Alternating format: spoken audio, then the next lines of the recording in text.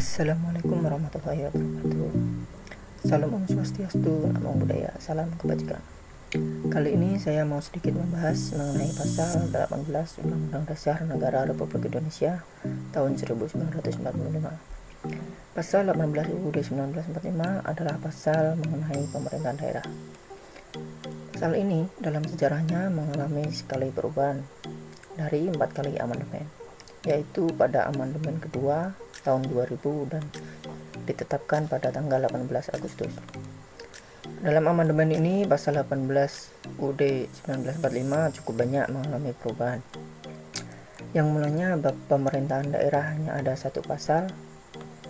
Pada amandemen ini bab pemerintahan daerah menjadi 3 pasal dan 11 ayat yang terdiri dari pasal 18 7 ayat, pasal 18A 2 ayat, dan pasal 18B 2 ayat. Untuk yang ingin tahu isi perubahannya bisa langsung dicek di UUD 1945 atau bisa cek link di deskripsi. Itulah sejarah singkat pasal 18 UUD 1945 tentang Pemda. Selanjutnya saya mau memberikan sedikit pendapat mengenai pasal 18 UUD 1945 tentang pemerintahan daerah. Pertama, perlu kita ketahui bahwa negara Indonesia adalah negara kesatuan yang berbentuk republik. Hal tersebut tercantum dalam UUD 1945 pasal 1 ayat 1. Dan sebenarnya, secara konsep, pemerintahan daerah atau pembagian kekuasaan pemerintahan ke daerah itu tidak ada dalam sistem negara kesatuan. Sebab dalam sistem negara kesatuan tidak ada pembagian kekuasaan pemerintahan di daerah. Dalam sistem negara kesatuan, pemerintah pusatlah yang memiliki wewenang untuk urusan pemerintahan. Dalam pasal 18 sebelum amandemen juga dijelaskan bahwa negara Indonesia tidak akan mempunyai daerah di dalam lingkungannya yang bersifat stat juga.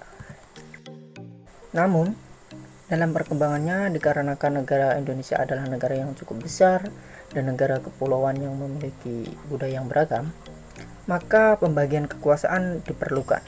Hal ini bertujuan agar masing-masing daerah bisa menunjukkan eksistensinya dan agar tidak terjadi penumpukan kekuasaan dan wewenang di pemerintah pusat. Dalam pembagian kekuasaan ini, pemerintah daerah tetap memiliki batasan. Dalam pembagian kekuasaan itu adalah dalam bidang administrasi dan politik saja. Untuk yang lainnya tetap dipegang oleh pemerintahan pusat. Dalam Undang-Undang Pemerintahan Daerah juga dijelaskan bahwa ada 6 urusan pemerintahan yang absolut atau urusan pemerintahan yang sepenuhnya menjadi kewenangan pemerintah pusat. Dan urusan tersebut antara lain adalah 1. Politik luar negeri, 2. Pertahanan, 3. Keamanan, 4. Justisi, 5.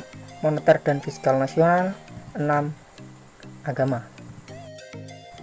Pemerintahan daerah di Indonesia memakai sistem otonomi daerah. Maksudnya adalah hak, wewenang, dan kewajiban daerah untuk mengatur dan mengurus sendiri urusan pemerintahan dan kepentingan masyarakatnya dalam sistem negara kesatuan Republik Indonesia.